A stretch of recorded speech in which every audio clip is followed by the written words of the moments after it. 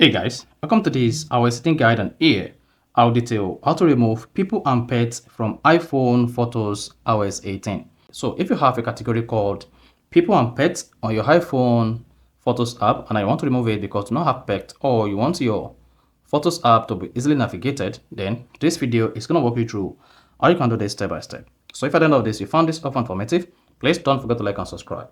Now to remove people and pets from the Photos app on your iPhone iOS 18.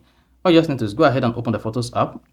Once you open the Photos app, just scroll down until you see people or people and pets. So if you see people and pets, that's good. And if all you see here is people here, like this, see, I have people here. When you scroll down, you have it here now. You can remove the people and pets from your Photos app if you scroll down to pinned collections and then select modify. Then once you selected modify, under pinned collection, locate people and pets, and then click on the negative icon beside it, then tap delete.